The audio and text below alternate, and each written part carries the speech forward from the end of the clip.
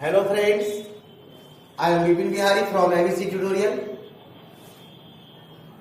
Today I am going to teach you about the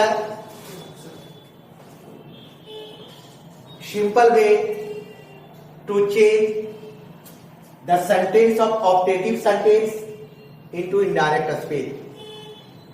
दोस्तों,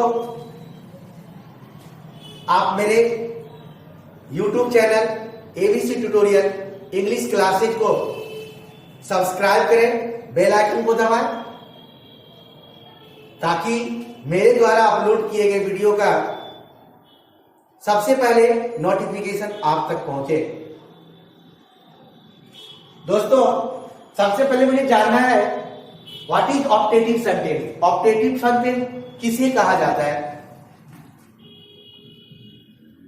मे plus subject plus verb plus object plus exclamation equal to optative sentence. Optative sentence कोई भी sentence अगर मे से शुरू होता है और उसके अंत में नॉट ऑफ एक्सक्लेमेशन का प्रयोग होता है तो वह सब्जेक्ट अपनी इच्छा को जाहिर करता है, वो सब्जेक्ट की इच्छा को बताता है। उस सब्जेक्ट के पास कैपेसिटी नहीं है लेकिन वो हमारे लिए अच्छा बुरा अपने मन में विचार पैदा करता है। तो ऑप्टेटिव सेंटेंस के वाक्यों को कैसे हम इनडायरेक्ट में बदलते समय चेंज करेंगे? At first,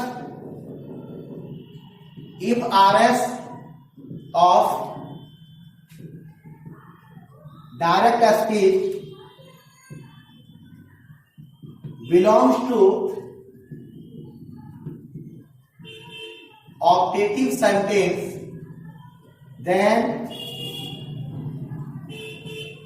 RV is changed into blessed, cursed, prayed, wished और डिजायर। जहां पे आशीर्वाद का सेंस होगा ब्लेस लगाएंगे, साप का सेंस होगा कर्स लगाएंगे, प्रार्थना में प्रेयर लगाएंगे, कामना में विश लगाएंगे, इच्छा होने पे डिजायर का प्रयोग करेंगे। For inverted coma that is used, inverted coma के बदले दैट का प्रयोग करते हैं।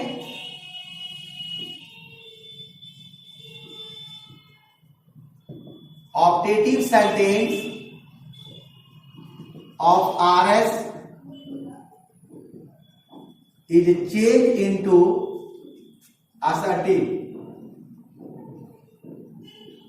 RS के ऑप्टेटिव सेंटेंस को assertive में बदल देते हैं।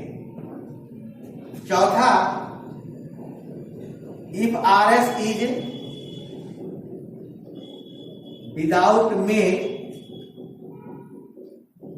then may is used in indirect speech। दोस्तों ध्यान दें, if RS of direct speech belongs to optative sentence, then RV change into blessed, cursed, prayed, wished or desired according to meaning। Second, for inverted comma that is used। Third, optative sentence of RS is changed into assertive। RS के optative sentence को हम assertive में बदल देते हैं। if RS is without may, RS में may का प्रयोग नहीं हो, then may is used in indirect speech। इस तरह से इस चार बात को ध्यान में रख करके हम आसानी से चेंज कर सकते हैं ऑप्टेटिव सेंटेंस को इनडायरेक्ट स्पीच में।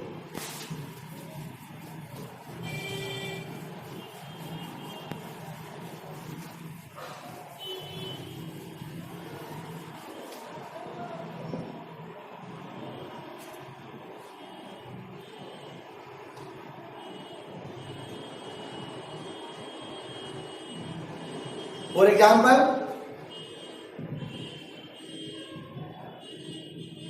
he said to me,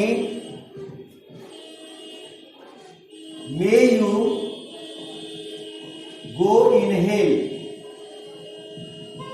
उसने मुझसे कहा भगवान करे तुम नरक में जाओ। मे का प्रयोग जब हम करते हैं तो इससे मोस्टली हम इसका प्रयोग करते हैं ऑप्टेटिव में, हम ईश्वर का सहारा लेते हैं कोई बात बोलने में। तो इसको लिखेंगे ही कर्स्ड, श्राप दे रहा, he cursed me that, you बदला मी से आई, मे का past tense might, I might go in hell. ठीक है। Father said to me may God give you good marks. पिताजी ने मुझसे कहा भगवान करे तुमको अच्छा अंक प्राप्त हो। तो फादर ब्लेस कर रहा है, father blessed me that God might give me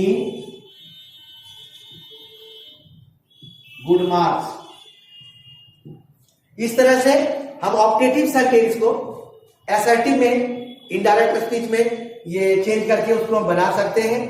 इस 4 नियम को ध्यान में देकर, जहां आशीर्वाद का बोध होगा ब्लेस लगाएंगे, जहां श्राप का बोध होगा कर्स लगाएंगे, जहां प्रार्थना का बोध होगा प्रेयर लगाएंगे, जहां पे कामना का बोध होगा विश लगाएंगे। हाँ, इस तरह से हम जो है ऑप्टेटिव सेंटेंस के सेंटेंस को इंट्रोगेटिव में रहने पर हम बदल सकते हैं, किसमें, ये इनडायरेक्ट स्पीच में। दोस्तों, इसके बाद मैं आप लोगों को इंपरेटिव सेंटेंस के कुछ महत्वपूर्ण नियम को बताऊंगा। तब तक के लिए धन्यवाद।